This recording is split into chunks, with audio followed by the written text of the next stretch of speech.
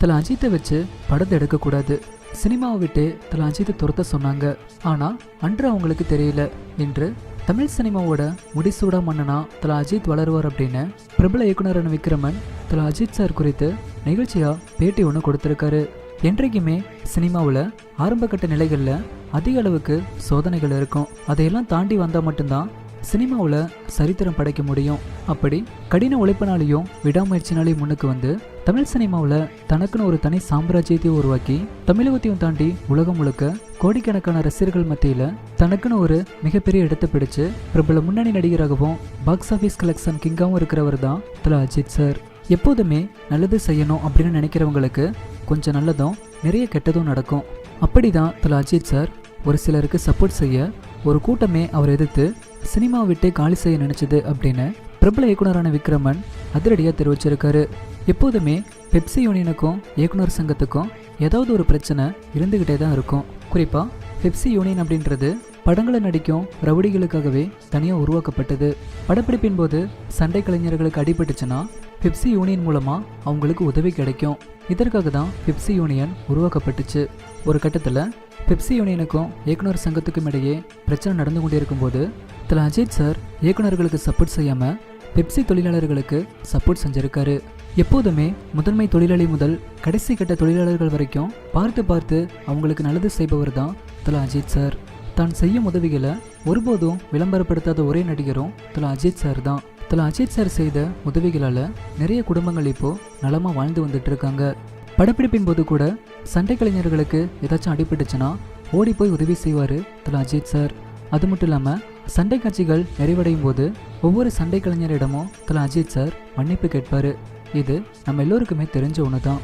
அந்த வகையில் பெப்சி யூனியனுக்கு சப்போர்ட்டாக இருந்திருக்காரு தல அஜித் சார்.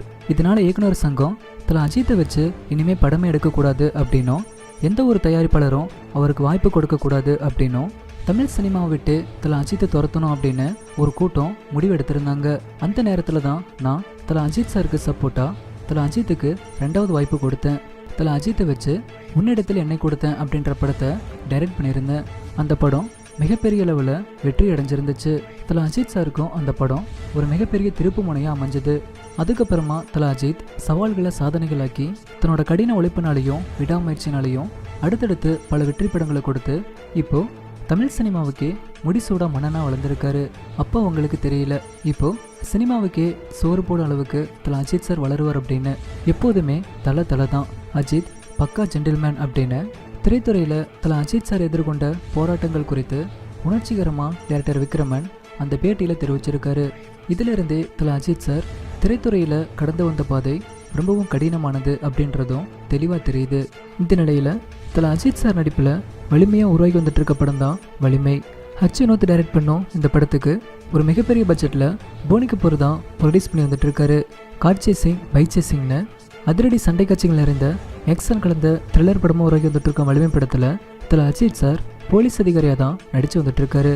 இது வரைக்கும் 70% படப்பிடிப்புகள் கம்ப்ளீட்டாக இருக்கும். இந்த நிலையில் கொரோனா காரணமாக வலிமை படத்தோட படப்பிடிப்பு தற்காலிகமாக நிறுத்தி வைக்கப்பட்டிருக்கு. மேலும் வலிமை படத்தை வரும் தீபாவளி ட்ரீட்டாக உலகம் முழுக்க ரிலீஸ் பண்ண பிளான் பண்ணியிருக்காங்க படக்குழு. இப்படி இருக்க இன்னொரு பக்கம் படத்தோட ப்ரொமோஷன் நிகழ்ச்சியில் நடிகை அனுஷ்கா கதறி எழுதியிருக்காங்க. தமிழ், தெலுங்கு, கன்னடம்னு திரைத்துறையில் பிரபல முன்னணி நடிகையாக வலம் வந்துட்டு இருக்கவங்க தான் நடிகை அனுஷ்கா. இப்போ அவங்க சைலன்ஸ் அப்படின்ற படத்தில் நடித்து முடிச்சிருக்காங்க. சைலன்ஸ் படத்தை வரும் ஏப்ரல் 2ஆம் தேதியில் உலகம் முழுக்க வெளியிட படக்குழு பிளான் பண்ணியிருந்தாங்க. ஆனால் கொரோனா காரணமாக சைலன்ஸ் படத்தோட ரிலீஸ் தேதி தள்ளி வைக்கப்பட்டிருக்கு. இந்த நிலையில் சைலன்ஸ் படக்குழு பிரபல தெலுங்கு தொலைக்காட்சி நிகழ்ச்சியில் படத்தோட ப்ரொமோஷனுக்காக கலந்து கொண்டிருக்காங்க. அந்த நிகழ்ச்சியின் போது நடிகை அனுஷ்கா உணர்ச்சி வசப்பட்டு அழுதுருக்காங்க. குறிப்பாக அந்த நிகழ்ச்சியில் அனுஷ்காவோட சினிமா பயணத்தை விவரிக்கும் வீடியோவை டெலிகாஸ்ட் பண்ணியிருந்தாங்க. அந்த வீடியோவை பார்த்ததும் நடிகை அனுஷ்கா கதறி எழுதிருக்காங்க. கடந்த ஆண்டு காலமான டைரக்டர் கோடி ராமகிருஷ்ணாவை தான் ரொம்பவும் மிஸ் பண்ணுவதாகவும் அவர் இன்னும் நீண்ட காலம் வாழ்ந்திருக்கலாம் அப்படின்ற மாதிரியும் சொல்லி நடிகை அனுஷ்கா சைலன்ஸ் படத்தோட ப்ரொமோஷன் நிகழ்ச்சியில் கதறி எழுதிருக்காங்க.